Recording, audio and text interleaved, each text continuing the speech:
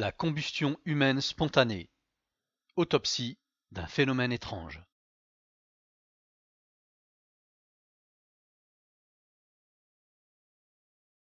Le phénomène de combustion humaine spontanée est connu depuis le XVe siècle.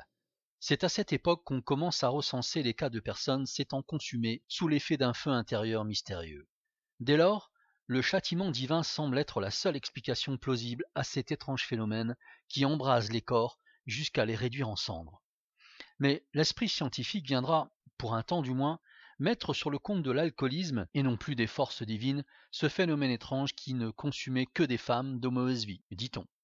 Mais l'histoire montrera que ce n'est pas toujours le cas. Plus de 400 cas sont recensés aujourd'hui, et sont plus ou moins bien documentés.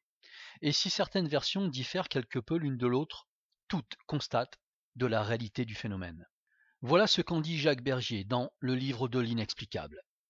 La combustion spontanée et sans raison d'être humain ou d'objet touche à un problème singulier, celui du feu secret. D'après les alchimistes, il y aurait une autre variété de feu que celle que nous connaissons. Ce feu secret serait extrêmement dangereux. En termes de physique moderne, on pourrait interpréter ce phénomène comme intermédiaire entre l'énergie chimique et l'énergie nucléaire. Du XVIe au XIXe siècle, la combustion humaine spontanée était un phénomène qu'on enseignait dans les facultés. Oui, le corps humain pouvait prendre feu spontanément. Une mort terrifiante que les écrivains ou les scénaristes ont utilisée de nombreuses fois comme ressort dramatique. Début avril 2020, une femme de 55 ans a été retrouvée morte par son mari un dimanche dans l'après-midi, avenue Friedenberg, dans le Val-de-Marne. Dans leur appartement, son corps recroquevillé dans le couloir de la cuisine était partiellement carbonisé. Aucune trace manifeste de lutte ou d'incendie dans l'habitation. Aucun produit inflammable à proximité. Pas même une casserole sur le feu. Juste une bouteille d'eau à moitié remplie et intacte. Face à ce cas intrigant, le parquet de Créteil a saisi le SDPJ 94 en partant du principe qu'il y avait une suspicion d'homicide. Le mari, dans ce cas-là, évidemment, le mari de la victime, a été placé en garde à vue. Et si la piste du meurtre n'est pas écartée pour l'heure, l'hypothèse d'un accident domestique est privilégiée.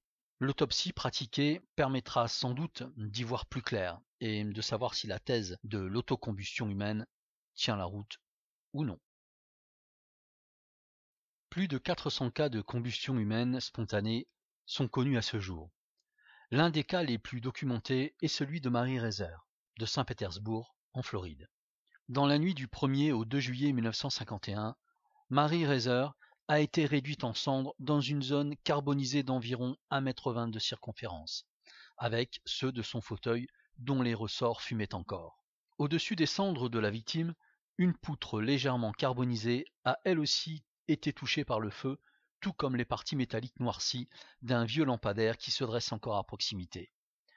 Le mur derrière le fauteuil calciné, ainsi qu'un tas de vieux journaux à 20 cm du cercle infernal où Mary Reiser a trouvé la mort, n'ont pas été affectés. Les enquêteurs relèveront parmi les scories répandues sur le sol le foie de la vieille femme, à moitié consumé, et celui-ci était encore attaché à un morceau calciné de la colonne vertébrale quand le coroner l'a ramassé. En dehors de la zone circulaire d'1,20 m, délimitée par la cendre, le pied de Mary Reiser gît de façon incongrue, toujours chaussé de sa pantoufle de satin noir, intacte.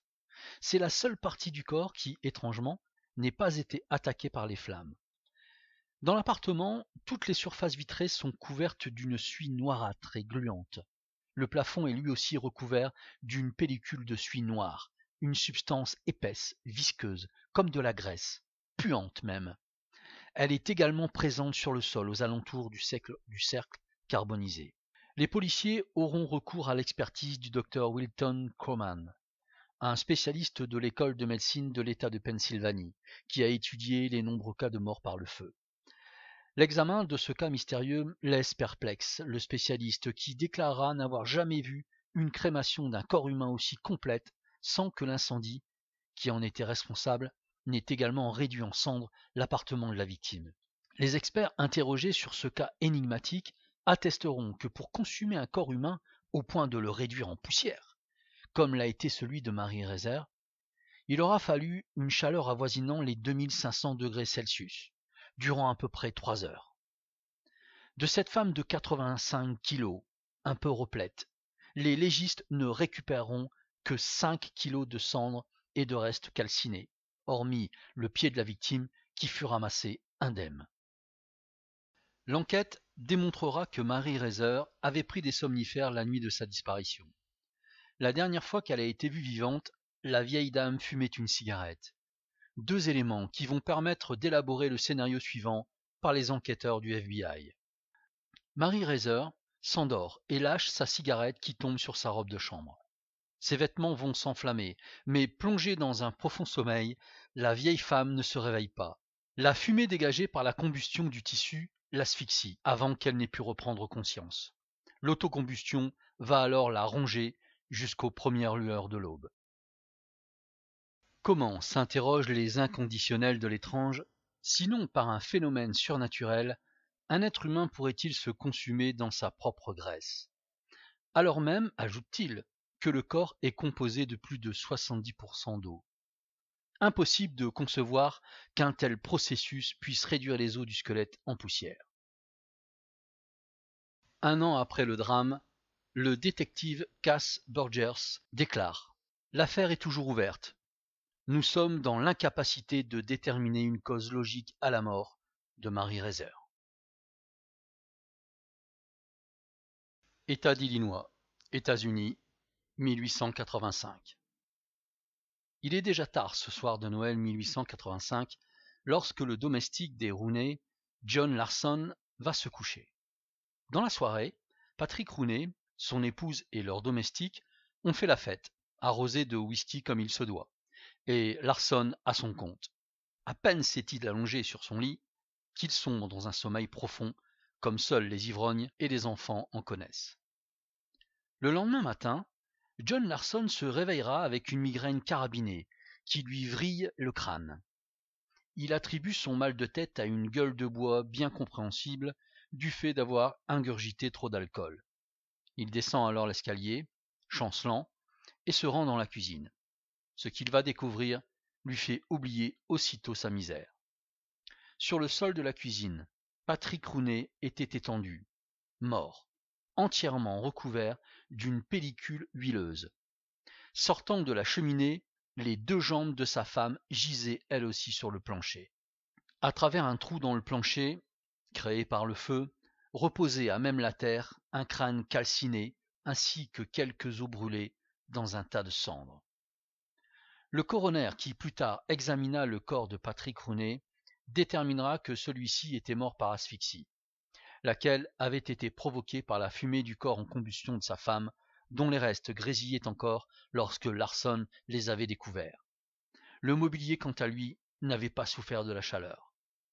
L'affaire fut classée, dépassant, prétendent certains commentateurs, la compréhension d'un jury composé de fermiers du Middle West du XIXe siècle.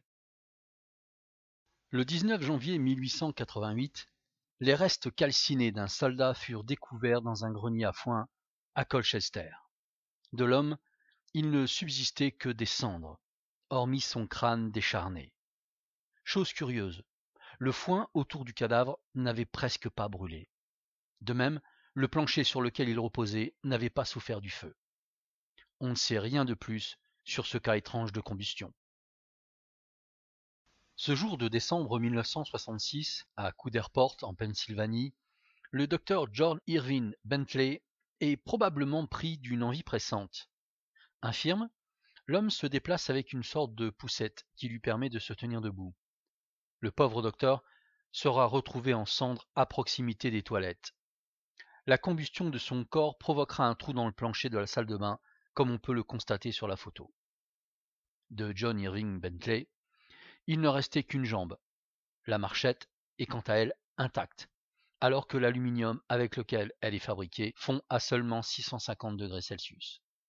Le docteur John Irving Bentley avait la mauvaise habitude, dit-on, de vider sa pipe en la cognant sur sa robe de chambre.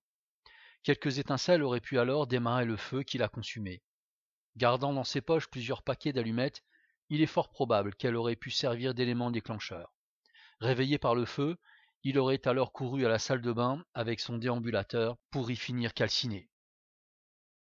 Angleterre, 19 septembre 1967. Jack Stacey est sapeur-pompier à Londres. Ce jour-là, il est appelé sur les lieux d'un incendie. Des témoins ont aperçu des lueurs étranges venant d'une fenêtre d'une maison abandonnée. Mais lorsqu'il parvient aux abords du bâtiment, il n'aperçoit pas la moindre flamme. Ce n'est qu'une fois à l'intérieur qu'il remarque le feu qui dévore les entrailles d'un homme gisant au pied d'un escalier. Des flammes d'un bleu intense sortent de son abdomen. Jack pointe sa lance à incendie vers le ventre du pauvre diable afin d'éteindre le feu à la source. Mais il est trop tard. L'homme est déjà mort. Il avait une fente d'environ 10 centimètres, dit-il, au milieu de l'abdomen, se rappelle Stacey. Des flammes en sortaient avec la force d'un chalumeau. Pour Jack, il ne fait aucun doute que le feu s'est déclenché à l'intérieur du ventre de l'homme. Ce que Jack va découvrir ensuite est digne d'un film d'horreur.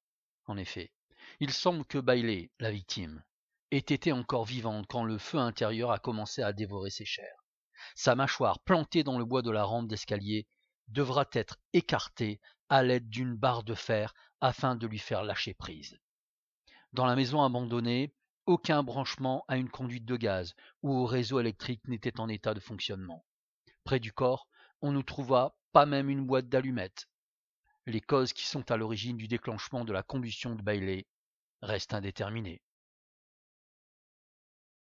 Jack Angel s'est fait une bonne situation dans le prêt-à-porter. Cette nuit du 12 novembre 1974, sa caravane convertie en salon d'exposition est garée sur le parking d'un hôtel à Savannah, en Géorgie, aux États-Unis. Ce soir de novembre, Jack Angel s'endort paisiblement dans sa caravane. Il est alors loin d'imaginer ce qui va lui arriver. Il ne se réveillera que 4 jours plus tard. Sa main droite est noire carbonisée du poignet jusqu'au bout des doigts. Tant bien que mal, il se redresse sur son lit. Des brûlures sont également apparentes sur sa poitrine et sur ses jambes, mais il ne ressent pas la moindre douleur. Comme il ne souffre pas, il se douche avant de mettre sa chemise et son pantalon, qu'il portait 4 jours plus tôt. Tenant son bras blessé de l'autre main, Jack Angel sort de sa caravane et traverse le parking du motel. Mais il est si faible qu'il ne peut aller très loin et il s'écroule sur le sol.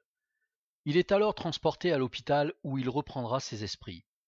Mais il est dans un état de choc et souffre d'une douleur atroce. Les médecins qui l'examinent constatent que la brûlure s'est propagée vers l'intérieur de l'avant-bras, détruisant une bonne partie des tissus cutanés. Les médecins remarquent également des brûlures sur le dos. Ils devront se résoudre à lui amputer le bras quelques mois plus tard, car sa main brûlée et noirâtre s'était infectée et risquait de provoquer une gangrène. Angel demandera à sa femme de fouiller la caravane, ce qu'elle fit, mais sans rien trouver, ni trace de feu ou d'objets carbonisés. Dans sa caravane, les draps de son lit étaient intacts, comme l'était son pyjama.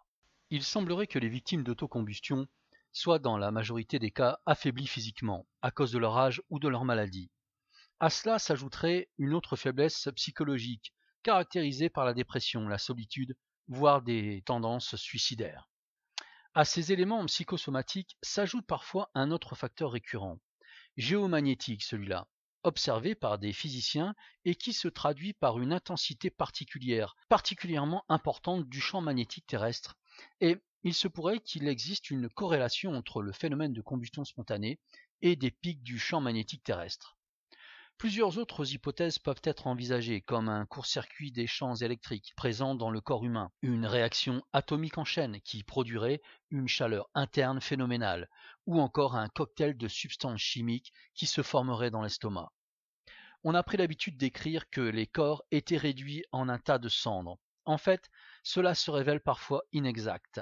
Les restes carbonisés gardent assez nettement la forme des viscères et des tissus touchés. Cette vision d'un corps humain calciné est beaucoup plus choquante que s'il s'agissait d'un tas de scories informes. L'approche scientifique des différents cas de combustion spontanée se limite souvent à une explication fondée sur le principe de l'effet mèche. Selon cette théorie, si un individu raisonnablement gras porte des vêtements inflammables, ces derniers en brûlant feront office de mèche externe et activeront la combustion des matières grasses corporelles, exactement comme l'étoupe d'une bougie est alimentée par la paraffine. De plus, si le corps reste au contact d'une flamme assez chaude et que l'oxygène ne fait pas défaut, la victime n'a même pas besoin d'être particulièrement grasse. Même si l'expérimentation a montré que cela est possible, cette théorie n'explique pas à elle seule la combustion humaine spontanée.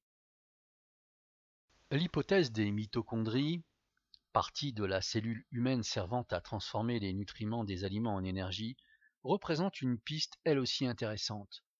Une défaillance dans la transformation de l'énergie pourrait provoquer une mini-explosion de la mitochondrie, entraînant une réaction en chaîne. En éclatant, la mitochondrie défaillante entraînerait les autres dans son explosion et du fait de la proximité très étroite des cellules humaines, l'embrasement de tout le corps. Cette série d'explosions microscopiques n'atteindrait pas les vêtements ou matériaux environnants et pourrait tout aussi bien cesser d'elle-même avant d'atteindre les extrémités du corps. On constate également que les brûlures ne sont pas réparties uniformément sur le corps des victimes. Les extrémités des membres sont habituellement intactes, tandis que le torse subit les brûlures les plus graves quand il n'est pas purement et simplement réduit à l'état de cendre, chair et os compris. Dans la majorité des cas d'autocombustion, un bras, un pied ou une jambe demeurent non brûlés. On observe également qu'aux abords de la victime, peu de choses, voire aucun objet ou mobilier présent dans la pièce n'est endommagé, excepté là où le corps a reposé alors qu'il se consumait. Les vêtements et le linge de maison sont parfois légèrement roussis, trop peu cependant pour que cela ne paraisse pas inexplicable pour l'observateur. Enfin, les victimes n'ont pas conscience du phénomène qui les dévore de l'intérieur, sauf dans de très rares cas, et elles ne semblent pas en souffrir. 8 novembre 1964, Pennsylvanie, États-Unis. Helen Cowey, âgée de 51 ans, est retrouvée en cendres dans sa chambre à coucher seulement quelques minutes après que sa petite-fille lui ait apporté des allumettes. Madame Cowey était fumeuse et, bien que l'incendie ait pu être déclenché par une cigarette ou une allumette, il est fort peu probable qu'un tel feu ait fait des ravages aussi intenses en si peu de temps. 1980, Pays de Galles, Grande-Bretagne. Henry Thomas avait 73 ans et il était non-fumeur. Lorsqu'il fut découvert par le policier britannique John Hamer, il ne restait plus de lui que des cendres, ses 2 pieds intacts et son crâne. Les seuls objets de la pièce qui aient été atteints par les flammes étaient le fauteuil en armature en bois sur lequel Henry Thomas était assis au moment du drame, ainsi que la surface du tapis. Tout le reste de la pièce était recouvert d'une pellicule de graisse provenant du corps. Dans son ouvrage « Combustion humaine spontanée », Berian présente de nombreux cas et hypothèses sur ce phénomène étrange qui continue de faire des victimes. Pour en savoir plus, consultez sous forme de livre numérique l'excellente enquête de l'auteur. Son livre impressionnant est disponible sur toutes les plateformes numériques telles que Numinog, la Fnac, le Furet du Nord et bien d'autres encore. Bonne lecture. Aidez-nous à mieux référencer la chaîne en appuyant sur le pouce bleu. Abonnez-vous également à notre chaîne et cliquez sur l'alerte pour être informé des nouvelles vidéos mises en ligne. À bientôt.